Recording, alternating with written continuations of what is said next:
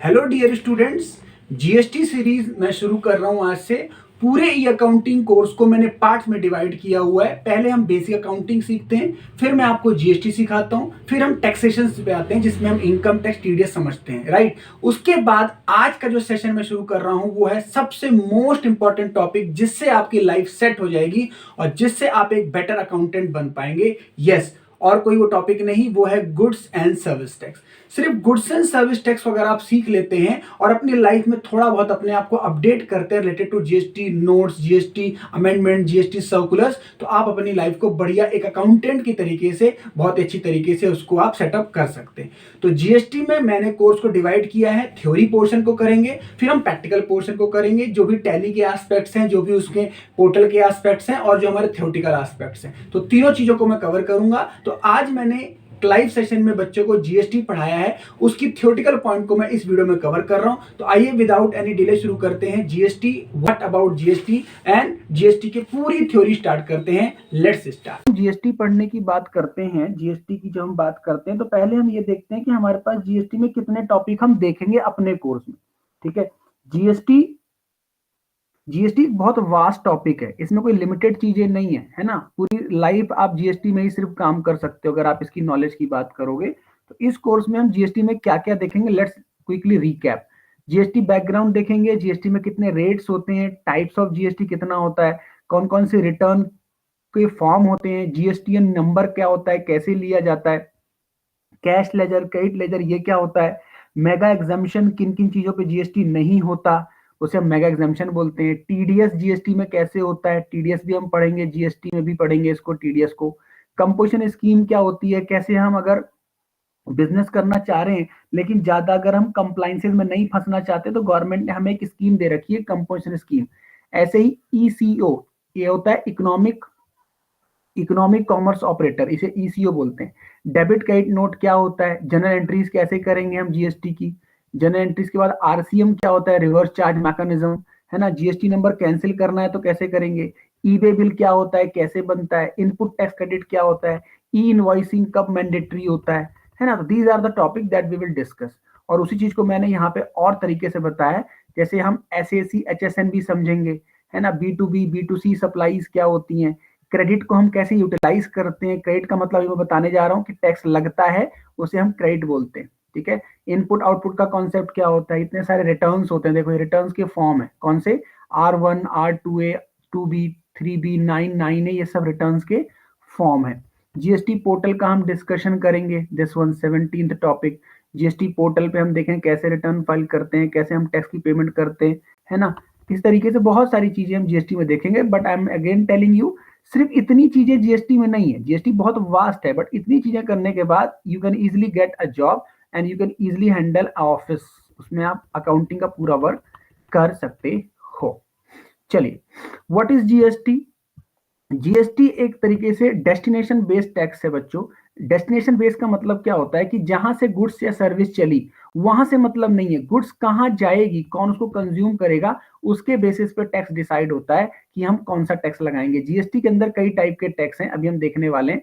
तो बच्चों, जीएसटी के आने से पहले एक्साइज ड्यूटी हुआ करता था, सर्विस टैक्स हुआ करता था, सेल टैक्स हुआ करता था। इन तीनों को मर्ज करके नया नाम दिया गया गुड्स एंड सर्विस टैक्स। तो क्या लिखा है यहाँ पे देखिए, GST has replace many indirect taxes levied bye centre and state government.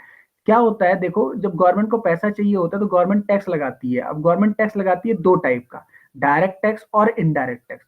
तो डायरेक्ट टैक्स तो हम पढ़ेंगे इनकम टैक्स, हम जो पढ़ रहे हैं सर जीएसटी वो इनडायरेक्ट टैक्स का पार्ट है, और इनडायरेक्ट टैक्स में हम जो पढ़ने वाले हैं वो है जीएसटी। तो goods and service tax merge कर दिया गया। Central level taxes that have merge, पहले सेंट्रल गवर्नमेंट क्या क्या लगाती थी, एक्साइज ड्यूटी, सर्विस टैक्स और सेंट्रल सेल टैक्स। तो सेंट्रल गवर्नमेंट ने तीनों को हटा के जीएसटी में कंबाइन कर दिया, और अब किसी भी गुड्स एंड सर्विस को नेशनल लेवल पे जीएसटी बोला गया, और एक स्लोगन भी दिया गया, वन नेशन वन टैक्स। ठीक है, और अगर बात करें तो जीएसटी के आने से कौन कौन से टैक्स मर्ज हो गए, एक्साइज ड्यूटी जैसा मैंने बताया, सर्विस टैक्स बताया, सीएसटी वही हो गया central sale tax. Custom duty दोस्तों होती है जब आप कोई बाहर से गुड्स इंडिया लाते हो तो कस्टम ड्यूटी लगती है। कस्टम ड्यूटी के कई टाइप होते हैं, बीसीडी, 3(1), 3(5), ये सब अब खत्म हो गए, अब क्या लगता है जीएसटी में मर्ज हो गए। ठीक है, और सेस और सरचार्ज, ये सब चीजें। सेंट्रल गवर्नमेंट तो ये सारे लगाती थी। स्टेट गवर्नमेंट लगाती थी दोस्तों एंटरटेनमेंट टैक्स, लॉटरी पे tax, entry tax, VAT, luxury tax, इन सब चीजों को भी स्टेट गवर्नमेंट को मनाया गया। स्टेट गवर्नमेंट सारी जब मान गई तो सेंट्रल गवर्नमेंट ने बोला टैक्स का सारा कलेक्शन हम करेंगे और आपको आपका रेवेन्यू देंगे। मतलब जितना पहले रेवेन्यू आपको आता था उतना रेवेन्यू हम जरूर देंगे, आप बस इसको सेंट्रल लेवल पे होने दो। तो बस जीएसटी हमारा पास हो गया और अब हम गुड्स एंड सर्विस पे जीएसटी लगाते हैं। यहां तक एक बार बोलो कोई प्रॉब्लम है या मैं आगे चलूं? Just confirm please. नेक्स्ट, अब आ जाओ बच्चों ये टॉपिक पे। जैसा कि मैंने आपको बताया जीएसटी नाम का तो एक है, गुड्स एंड सर्विस टैक्स, बस बच्चों जब कोई चीज खरीदोगे या आप बेचोगे ना तो आपको जीएसटी के टाइप देखने पड़ेंगे। तो जीएसटी कितने टाइप का है देखो, सीजीएसटी, एसजीएसटी, आईजीएसटी, यूटीजीएसटी। अब देखो बच्चों, अगर आप दिल्ली के व्यापारी हो, दिल्ली में ही सेल परचेज करते हो, तो जो भी गुड्स होगा उस पर आपको दो टैक्स लगाने हैं, सीजीएसटी और एसजीएसटी। ये क्यों होता है सर? क्योंकि सीजीएसटी सेंट्रल गवर्नमेंट लेती है और एसजीएसटी लेती सेंट्रल लेकिन स्टेट के लिए लेती है, फिर वो कलेक्ट करके स्टेट गवर्नमेंट को दे देती है। जैसे मान के चलिए अगर आप कंप्यूटर खरीदोगे, लैपटॉप खरीदोगे अपने लिए, उसमें जीएसटी रेट 18% है। तो 18% का ब्रेकअप कैसे होगा बच्चों? 9% सीजीएसटी, 9% एसजीएसटी। यानी अगर आप 20,000 का लैपटॉप ले रहे हैं तो 20,000 में क्या होगा? 18% का ब्रेकअप हो जाएगा, 99%। एक तो ये समझ में आता है। एक बच्चे होता है आईजीएसटी। ये क्या होता है? जब आप दिल्ली से बाहर किसी और स्टेट में बेचेंगे, दिल्ली से बाहर यूपी है, हरियाणा है, हैदराबाद है, कहीं भी किसी दूसरे राज्य में आप जाओगे, इसे हम बोलते हैं इंटर स्टेट। तो इंटर स्टेट आप करोगे तो आपको बिल में लगाना है आईजीएसटी, फिर आप एसजी और सीजी नहीं लगाएंगे, फिर आईजी लगाएंगे और आईजी इकट्ठा 18% का लगेगा। फिर एक होता है बच्चों यूटीजीएसटी। यूटीजीएसटी क्या होता है? Union territory. यूनियन टेरिटरी अभी हम पढ़ेंगे जीएसटी में कुन राज्यों को यूटीजीएसटी बोला गया है। उन राज्यों में अगर आप हैं तो आप एस की जगह यूटी लगाएंगे। मतलब सर दोबारा बताओ, चंडीगढ़, चंडीगढ़ में अगर आपकी शॉप है और चंडीगढ़ में सामान आप बेचते हैं तो आप 9% लगाएंगे सीजीएसटी और 9% लगाएंगे यूटीजीएसटी, नॉट एसजीएसटी। ठीक है? और जीएसटी सेस जो होता है, कुछ प्रोडक्ट्स पे सेस लेती है गवर्नमेंट अलग से, वो हम बाद में देखेंगे। ये सेस लगता ही इसीलिए कि अगर स्टेट गवर्नमेंट को पैसा कम पड़ गया तो सरकार सेस से उनको देती है। यहां तक मैं बताता हूं, क्या सब कुछ ठीक है? नेक्स्ट देखो बच्चों, टेस्ट फॉर सप्लाई। सप्लाई का मतलब क्या होता है सर? बच्चों ध्यान से सुनो, जब गुड्स की हम बात करते हैं तो गुड्स से नाम आता है सेल। जब सर्विस की बात करते हैं तो सर्विस में आता है सर्विस को देना। जैसे मैं आपको पढ़ा रहा हूं तो मैं आपको गुड्स नहीं दे रहा हूं, मैं आपको सर्विस दे रहा हूं। लेकिन जब मैं आपको बुक सेल करूंगा तो मैं आपको सर्विस नहीं बोलूंगा, फिर मैं आपको गुड्स बोलूंगा। तो इसीलिए लोगों को कंफ्यूजन हुई, तो जीएसटी में एक वर्ड लाया गया सप्लाई। अब आप चाहे गुड्स दें या सर्विस दें, दोनों में आपको क्या वर्ड यूज करना है? सप्लाई। यानी गुड्स की सप्लाई हुई, सर्विस की सप्लाई हुई।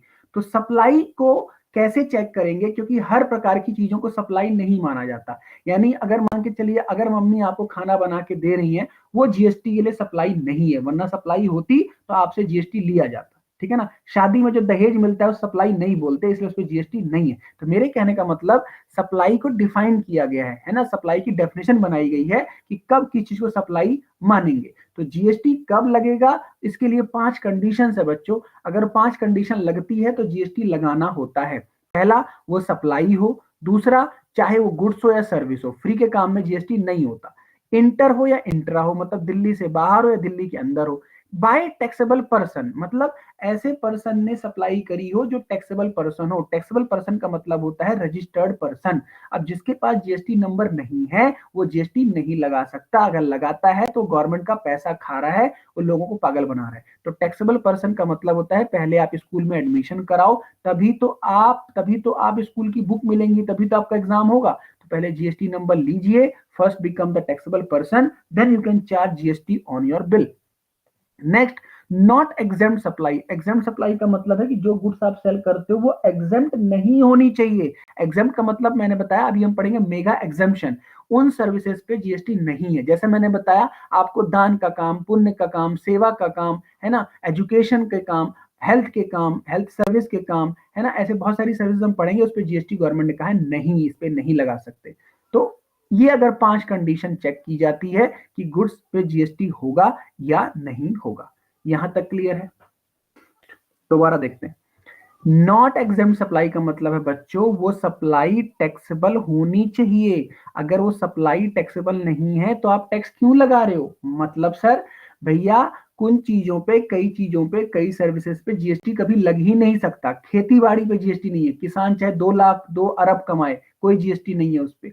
दान पुण्य सेवा काम में जीएसटी नहीं है, किसी मंदिर मस्जिद गुरुद्वारे की सर्विस में जीएसटी नहीं है ना। तो ऐसे प्रकार की सर्विसेज को डिफाइन किया गया है, उसे बोला गया है एग्जेम्प्ट सप्लाई, माफ। ठीक है, यानी टैक्स तभी लगेगा जब वो नॉट एग्जेम्प्ट हो, यानी एग्जेम्पशन की कैटेगरी में ना हो। क्लियर? देखिए जरा इस कॉन्सेप्ट को ध्यान से समझेंगे, ये प्रैक्टिकल लाइफ में बहुत प्रॉब्लम क्रिएट करता है। और वो क्या है, देखिए कंपोजिट सप्लाई। देखिए जैसे मान के चलिए आप कहीं से कोई चीज परचेज करते हैं, उसमें 2 से ज्यादा आर्टिकल्स हैं। जैसे मान लीजिए आप कहीं खेलने गए और आपको लगा मुझे ना एक किट खरीदनी है। किट किसकी सर? मुझे ना बैटिंग करनी है, मुझे क्रिकेट खेलना है, तो मुझे किट लेनी है। तो किट जब लोगे तो बैट भी आएगी, बॉल भी आएगा, ग्लव्स भी आएगा, है ना। और आप इनको कंबाइन भी ले सकते हो, अलग अलग भी ले सकते हो। तो गवर्नमेंट ने कंफ्यूजन क्रिएट होने से पहले ही क्लियर कर दिया कि अगर आप कोई ऐसी चीज देते हो जो 2 से ज्यादा टैक्सेबल उसमें गुड्स हैं, तो आपको कंफ्यूज नहीं होना, ना लोगों को कंफ्यूज करना।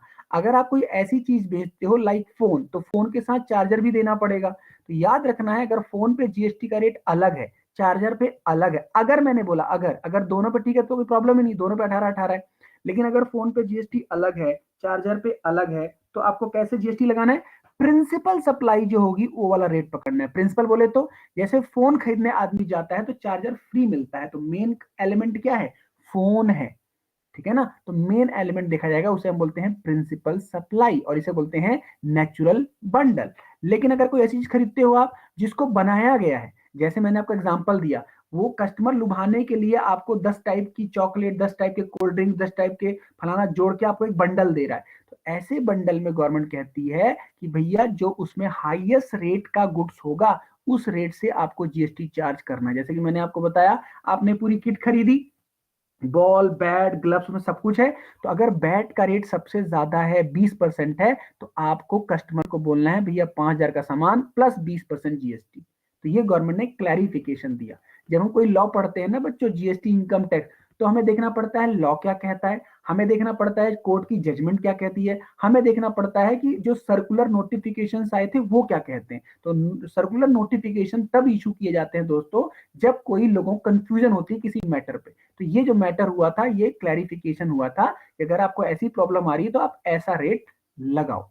यहां तक एक बार क्लियर कर दो। नेक्स्ट दोस्तों, नेक्स्ट वेरी इंपॉर्टेंट टॉपिक देखिए, registration under GST. Registration under GST का मतलब क्या सर? भैया मुझे ये पता करना है कि सर मैं ना पढ़ाता हूं, मैं अपनी बात कर रहा हूं कि भैया मैं ना कोचिंग कराता हूं और मेरा ना साल भर का इतना रेवेन्यू आ जाता है, तो मुझे जीएसटी नंबर लेना पड़ेगा, क्या मैं भी अपनी फीस में जीएसटी लगाऊं? तो गवर्नमेंट कहती है अपनी लिमिट चेक कर लो, अगर आप इस लिमिट को टच कर रहे हो तो जीएसटी नंबर लेना पड़ेगा। कब लेना पड़ेगा, यहां ध्यान से समझो। अगर आप गुड्स में डील करते हो, यानी गुड्स में डील करते हो मतलब आप व्यापारी हो, और अगर आप नॉर्मल स्टेट्स में हो, नॉर्मल का मतलब अभी हम पढ़ेंगे कुछ राज्यों को स्पेशल स्टेट्स बोला गया है, उन राज्यों के लिए लिमिट थोड़ा सा कम है। तो जैसे मान लीजिए दिल्ली, दिल्ली क्या है, नॉर्मल स्टेट में नहीं है, सॉरी नॉर्मल स्टेट में, तो 40 लाख, अगर आपका टर्नओवर 40 लाख टच हो जाता है तो आपको जीएसटी नंबर लेना है। स्पेशल स्टेट्स में हो तो 20 लाख में लेना है। लेकिन सर मैं तो कोचिंग में हूं, तो कोचिंग के लिए 20 लाख पे लेना है। स्पेशल स्टेट्स में हो तो 10 लाख पे लेना है। स्पेशल स्टेट्स एक बार बता दो, तो देखो ये है स्पेशल स्टेट्स: अरुणाचल प्रदेश, असम, जम्मू कश्मीर, मणिपुर, मेघालय, मिजोरम, नागालैंड, सिक्किम, त्रिपुरा, हिमाचल प्रदेश, उत्तराखंड। इन राज्यों में दोस्तों उतना व्यापार नहीं होता, इसलिए गवर्नमेंट ने इनकी लिमिट को कम कर रखा है। यहां तक क्लियर हुआ? नेक्स्ट टॉपिक, सर एक बात बताओ, अगर जीएसटी नंबर कोई लेगा तो हम कैसे पता करेंगे उसका जीएसटी नंबर सही है, गलत है, फर्जी तो नहीं है? सर पढ़ते कैसे जीएसटी नंबर को? तो देखो बच्चों ऐसे पढ़ते हैं, मान के चलिए ये किसी व्यापारी का जीएसटी नंबर है, कौन सा सर? ये वाला 07 AABC B2115P1ZR। तो इसको कैसे पढ़ते हैं दोस्तों? याद रखना, पहले जो 2 डिजिट होते हैं वो स्टेट को रिप्रेजेंट करते हैं। दिल्ली को जीएसटी के कोड से 07 का नंबर दिया गया है। इस तरीके से यूपी का अलग कोड होगा, हरियाणा का अलग होगा, हिमाचल प्रदेश का अलग होगा, तमिलनाडु का अलग होगा। तो what is this? First second code is what your state code, and then next 10 digit continuously is your PAN pan मतलब अगर मैं अपने इंस्टीट्यूट का लूंगा अगर अपना जीएसटी नंबर और अगर as a sole proprietorship registration कराऊंगा अपने इंस्टीट्यूट का तो मेरा पैन लग जाएगा। लेकिन अगर मैं कंपनी खोलूंगा तो कंपनी का पैन लगेगा। ठीक है, तो पहले शुरू के 2 डिजिट क्या हो गए बताओ, स्टेट कोड। फिर नेक्स्ट 10 क्या हो गया बताओ, पैन। और उसके बाद एक रैंडम डिजिट हो गई। रैंडम बोले तो देख रहे हो आप कितने डिजिट, पहले ये देख लो आप टोटल कितने 15 डिजिट का हो गए। तो थोड़ा सा पढ़ लेते हैं। यहाँ पे देखो, GST registration consist of 15 digit. 15 में मैंने आपको बता दिया पहले 2 स्टेट, नेक्स्ट 10 क्या हो गए आपके पैन। तो कितने बचे 3। Allocation of the number of tax payer was based on PAN and state. देखो मैंने आपको यही समझाया। In a GST registration number the first 2 digit represent state code, following next 10 digit represent the PAN of the applicant. In addition 1 digit represent entity code, है ना, एक digit आपकी entity बताएगा कि आप कौन हो। कौन है बोले तो इंडिविजुअल हो, एचयूएफ हो, पार्टनरशिप फर्म हो, कंपनी हो, फॉरेन कंपनी हो, एओपी हो, एनजीओ हो, कौन हो। 1 digit इज लेफ्ट ब्लैंक यानी कुछ भी हो सकती है। And the last digit is check digit. Check का मतलब होता है ए टू जेड के बीच में कोई भी आपको एक नंबर दिया जाएगा। तो this is how we can understand a GST number. Clear? देखिए supply types under GST. Sir supply कितने टाइप की होती है? सप्लाई का मैंने मतलब आपको बता दिया, गुड्स या सर्विस को देना, किसी को डिलीवर करने को जीएसटी में सप्लाई वर्ड दिया गया है। तो दोस्तों सप्लाई 2 टाइप की हो सकती है। वो कौन सी? जैसे मान लीजिए इंट्रा या इंटर। इंट्रा का मतलब होता है with in the state, inter का मतलब होता है आउटसाइड द स्टेट। अगर मैं दिल्ली से, तो इंट्रा स्टेट का मतलब मैंने बताया आपको विद इन द स्टेट। जैसे दिल्ली का व्यापारी दिल्ली में ही सेल एंड सर्विस दे रहा है तो इंट्रा स्टेट। दिल्ली का व्यापारी दिल्ली से बाहर राज्य में अपनी गुड्स एंड सर्विस दे रहा है इंटर स्टेट। तो मैंने आपको ऊपर बताया दिल्ली के अंदर है तो बिल में लगाना है सीजीएसटी एसजीएसटी, दिल्ली से बाहर है तो आईजीएसटी। दिल्ली के अंदर या ऐसे राज्य में है लाइक चंडीगढ़, पौंडीचेरी, दमन द्वीप, है ना, अभी हम पढ़ने वाले हैं कौन से, जो मैंने आपको सॉरी स्पेशल कैटेगरी तो पढ़ा दिया आपको। अभी मैं पढ़ाऊंगा यूनियन टेरिटरी कौन कौन सी है। यूनियन टेरिटरी यूटी किसे बोला गया है जीएसटी में। तो उन राज्यों में अगर आप हो तो एस की जगह, एसजीएसटी की जगह you have to inform UT GST आपको लगाना है। Is it clear? तो विद इन द स्टेट है तो क्या लग जाएगा हमारा एसजीएसटी सीजीएसटी, आउटसाइड स्टेट है आईजीएसटी लग जाएगा। This is confirm, right. फिर मैंने ये प्रैक्टिस के लिए बनाया हुआ है चार्ट, एक बार आप अपने आप देख लो कैसे मैंने बनाया। एक मैं समझा रहा हूं बाकी आप अंडरस्टैंड कर लो। देखो अगर दिल्ली से सप्लाई गई और दिल्ली में ही डेस्टिनेशन है तो क्या लगेगा बिल में, सीजीएसटी एसजीएसटी। दिल्ली की सप्लाई यूपी गई, 2 राज्य हो गए तो आईजीएसटी। चंडीगढ़ का चंडीगढ़ में तो मैंने कहा यूटी हो गया तो क्या लगेगा, सीजीएसटी और यूटीजीएसटी। चंडीगढ़ के पर्सन ने दिल्ली बेचा तो आईजीएसटी। क्लियर यहां तक? अब बच्चों ध्यान से देखो, अब एक चीज समझो आप। एक होती है SEZ. What is SEZ? Special economic zone. Special economic zone बच्चों ऐसी जगह होती है, ऐसा एरिया होता है जहां पे वो इंडस्ट्री सेटअप होती हैं जिनका काम एक्सपोर्ट का होता है। Means those industry who are only involve in exporting the goods and services. तो उस एरिया को हम एसईजेड बोलते हैं। अब क्योंकि उनका काम एक्सपोर्ट करना है तो गवर्नमेंट कहती है अगर वो कोई चीज बेचेंगे तो वो एक्सपोर्ट तो है ही, ठीक है। लेकिन अगर कोई इंडिया का व्यापारी एसईजेड वालों को गुड्स एंड सर्विस देगा तो उसे भी हम एक्सपोर्ट ही मानेंगे। आई एम रिपीटिंग, एसईजेड में अगर आपकी कंपनी है तो वो तो एक्सपोर्ट ही करती है, लेकिन अगर कोई बाहरी इंडस्ट्री एसईजेड को सामान दे रही है तो उसे हम क्या बोलते हैं, एक्सपोर्ट ही मानते हैं और उस पर हम जीएसटी नहीं लगाते। बट क्योंकि आप रियली में तो आप बेच नहीं रहे हो आउटसाइड, तो क्या करेंगे हम, देखो मैंने क्या लिखा है, इंपोर्ट करने पर एंड एसईजेड को सप्लाई एंड एसईजेड से सप्लाई करने पर आईजीएसटी लगता है। सर ये क्या, आपने तो बोला जीएसटी नहीं लगेगा। सुनो ध्यान से, अगर आप बाहर से सामान लाते हो तो इंपोर्ट ड्यूटी तो लग नहीं रही, तो क्या लगेगा, आईजीएसटी। लेकिन अगर आपने एसईजेड को सामान दिया टैक्स तो लगेगा नहीं, आईजीएसटी। एसईजेड से सप्लाई हुई किसको, इंडिया में, तो आईजीएसटी। मतलब सरकार आपसे टैक्स ले रही है, लेकिन क्योंकि ये टैक्स फ्री जगह होती है तो बाद में इसका हमें रिफंड मिल जाता है। लेकिन ध्यान रखना है, इंडिया से कोई सामान बाहर बेचते हो यानी प्रॉपर एक्सपोर्ट करते हो तो आपको जीएसटी नहीं देना है। इंपोर्ट पे टैक्स है, एक्सपोर्ट पे हम जीएसटी नहीं चार्ज करते। ठीक है, क्लियर। नेक्स्ट ये देखिए, ये वाला देखते हैं, what are the rates in GST. GST में सर कितने टाइप के रेट बनाए गए हैं? क्या सब पे समान रेट है, यानी जितनी गुड्स एंड सर्विसेज है क्या सब पे सेम रेट है? नहीं, ऐसा नहीं। ध्यान समझिएगा, जीएसटी पे सरकार टैक्स लेती है गुड्स की लग्जरी लेवल के ऊपर। अगर गुड्स जितनी ज्यादा लग्जीरियस होगी, जितना उसकी ज्यादा मींस आप कह सकते हो परचेजिंग पावर होगी, उतना ही लोग, गवर्नमेंट उसे ज्यादा टैक्स कलेक्ट करेगी। जैसे मैं बोलता हूं, सब घर में गर्मियां जब होती हैं तो हर कोई एसी नहीं ले सकता, लेकिन गवर्नमेंट कहती है कूलर तो ले सकते हैं, तो कूलर पे जीएसटी नहीं है लेकिन एसी पे है।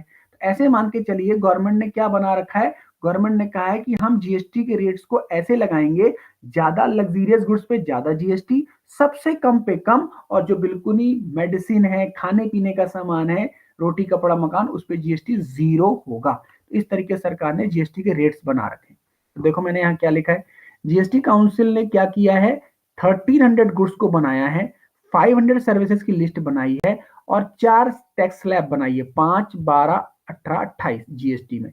This is beside the tax on gold. लेकिन गोल्ड को अलग किया गया है, गोल्ड पे टैक्स रखा गया है मात्र 3%।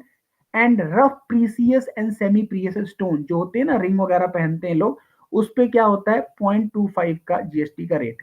बाकी गुड्स पे 5, 12, 18, 28। 0 का मतलब क्या है सर? 0 का मतलब होता है बच्चों, पहले गवर्नमेंट जीएसटी कभी नहीं लगाती, फिर उसको 0 रेट पे लाती है, 0 से 5 पे लाती है, 5 से 12, 18 ऐसे करती है। लेकिन कॉन्स्टिट्यूशन में जब जीएसटी लॉ बनाया गया तो हाँ पहले ही लिख दिया गया कि सीजीएसटी कभी भी 20% ज्यादा नहीं हो सकता अकेले, और आईजीएसटी कभी भी 40% नहीं हो सकता। कहने का मतलब ये 28 वाली टैक्स रेट कभी भी 40 से ऊपर नहीं जा सकती। ठीक है, इज इट क्लियर? जीएसटी का मैक्सिमम रेट जो होगा ना, वो 40% ही होगा, क्योंकि देखो सीजीएसटी 20 से ऊपर ले ही नहीं सकते आप, तो सीजीएसटी अकेले तो लगता नहीं, सीजीएसटी के साथ लगता है, तो ये 20 से ऊपर हो नहीं सकता। मतलब ये 28 का मतलब 30, 35, 38 तक जाएगा, 20% नहीं लगा सकते आप। और यहां भी लिख दिया गया कि आईजीएसटी हमेशा अकेले लगता है, तो ये भी 40% नहीं लगेगा कभी भी। अगर ऐसा करना है तो there is a constitutional amendment required. Constitutional amendment का मतलब है कॉन्स्टिट्यूशन में छेड़छाड़ करनी पड़ेगी, दोनों लॉ पास करने पड़ेंगे, दोनों पार्लियामेंट में राष्ट्रपति के साइन करवाने पड़ेंगे। ठीक है, इनकम टैक्स जब पढ़ाऊंगा तो वहां बताऊंगा, वहां पे टैक्स रेट गवर्नमेंट बहुत खतरनाक तरीके से लेती है। तो जीएसटी में इनडायरेक्ट टैक्स में गवर्नमेंट ने मैक्सिमम रेट बना रखा है। जब इनकम टैक्स पढ़ाऊंगा तो वहां पढ़ाऊंगा, जब रेट होती है तो वहां पे 60% तक का टैक्स लिया जाता है। आप एक बार अभी फटाफट अपने आप प्रैक्टिस कर लो, देख लीजिए कौन सा स्टेट कहाँ है, अपने आप फटाफट प्रैक्टिस कर लो, जिसका हो जाए मुझे यस कर देना, दिस वन। देखो प्रैक्टिस में मैंने ये समझाने की कोशिश की है, goods sold by Delhi dealer to UP, 2 state आ गए, आंख बंद करके बिल में लगा दो IGST. Goods sold by Delhi dealer in Delhi, तो दिल्ली क्या है, स्टेट है। क्या स्पेशल स्टेट्स है? नो। क्या यूटी है? यूटी है, लेकिन जीएसटी में यूटी नहीं माना गया, इसलिए इसमें क्या लगेगा, SGST, CGST. Goods sold by dealer to Chandigarh, Delhi के व्यापारी ने कहां बेचा, चंडीगढ़, 2 स्टेट आ गए, आंख बंद करके आईजीएसटी लगा दो। चंडीगढ़ डीलर ने चंडीगढ़ में बेचा, दोनों ही क्या है, कहां ट्रेड हुआ, यूनियन टेरिटरी, यूनियन टेरिटरी, क्या लगेगा, सीजीएसटी एंड एसजीएसटी। केरला के डीलर ने दिल्ली बेचा, 2 स्टेट आ गए, आईजीएसटी। केरला डीलर ने केरला बेचा, अब क्या केरला यूनियन टेरिटरी है क्या, नो, तो क्या लगेगा, सीजीएसटी, एसजीएसटी। जेके डीलर ने गुड्स सोल्ड टू दिल्ली, 2 राज्य आ गए, आंख बंद करके आईजीएसटी। जेके डीलर ने जेके में बेचा, तो सर क्या करें, क्या जेके यूनियन टेरिटरी है, हाँ, तो क्या लगेगा, यूटीजीएसटी। यूटीजीएसटी बोले तो सेंट्रल का लगेगा, और यूटी लगेगा, बोले तो CGST and UTGST. Clear? Next, next concept is HSN and SSC. What is HSN and SSC? देखो इंटरनेशनल लेवल पे ना, I am calling international level, goods and services के कोड बनाए गए हैं। मतलब जो इंडिया में बॉटल का कोड होगा वो हर जगह बॉटल का कोड सेम होगा। तो गुड्स को नाम से नहीं जानते हम जीएसटी में, कोड से जानते हैं। तो उन कोड को बोला गया है, सर्विस के लिए एचएससी कोड और गुड्स के लिए एचएसएन कोड। जैसे मान लीजिए आप कल के दिन पढ़ लिख के डॉक्टर बन जाते हैं, तो डॉक्टर की सर्विस का कोड बनाया गया है। सीए की सर्विस का कोड बनाया गया। तो सर्विस इंडस्ट्री को डिवाइड कर दिया गया। आप किस सर्विस में उसका एक कोड होता है, फिर आपको उस नाम से जाना जाता है, उस नाम से ही आपको रजिस्ट्रेशन नंबर लेना पड़ता है। This is what HSN and HAC। तो जब आप बड़े बड़े व्यापारी हो जाओगे तो देखना आप, आपका ये बिल कभी खरीदना किसी बड़े व्यापारी से, तो वो अपने गुड्स में, अपने बिल में गुड्स या सर्विस के HSN कोड भी लिखते हैं। और अगर HSN कोड नहीं लिखते तो उनके ऊपर गवर्नमेंट कहती है penalty 50,000 rupees, right. Next concept this one. अभी मैंने आपको पीछे बताया कि सेंट्रल लेवल के जो टैक्सेस थे, स्टेट लेवल के दोनों टैक्स मर्ज हो गए और अब गवर्नमेंट जीएसटी लगाती है।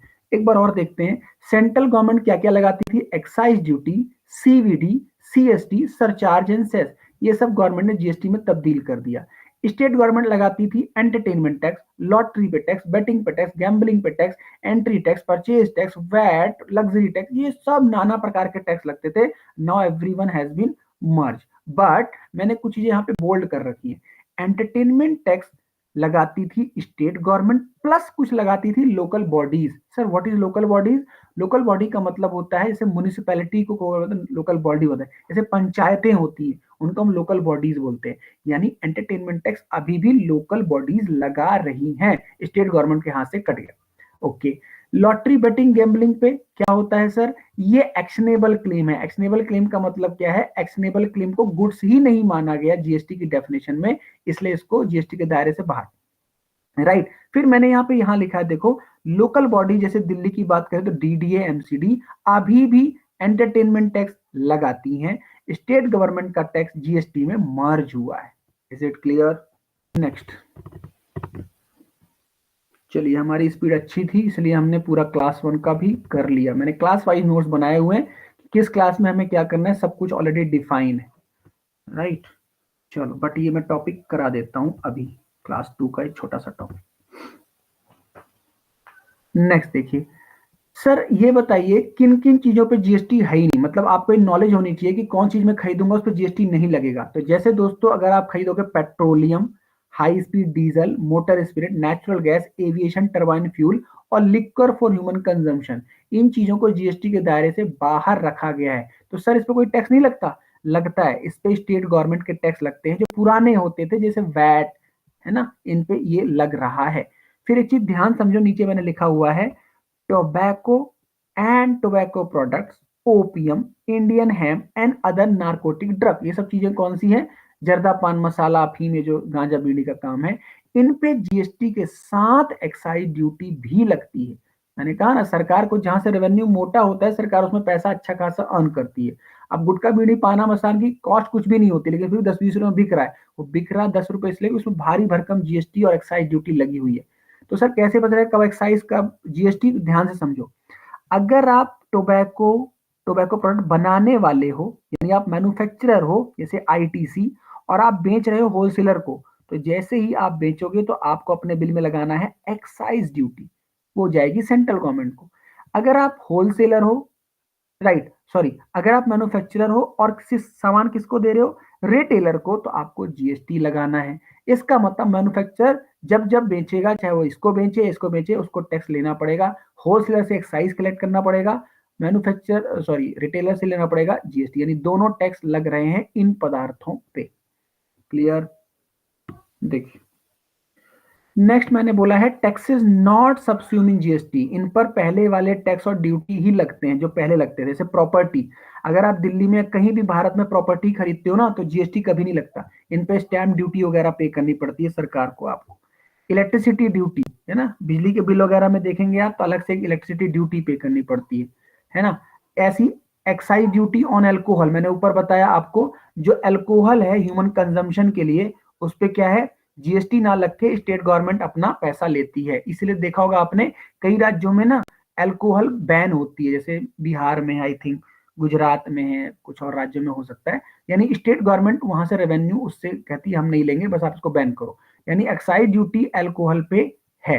Excise duty on petrol and diesel, है ना, इस पे मैंने कहा ये टैक्स सब्स्यूम हुए ही नहीं, इस पे सेंट्रल गवर्नमेंट अपना पुराने प्रकार का ले रही है। ठीक है, अच्छा, टैक्सेस ऑन ओपीएम मैंने ऊपर बताया आपको, इन पे जीएसटी नहीं है। तो दीज आर द टैक्सेस जो अभी हैं, लग रहे हैं जैसे लगते थे, जीएसटी से उनको कोई फर्क नहीं पड़ा है। तो बस आज का सेशन यहीं पे खत्म करेंगे।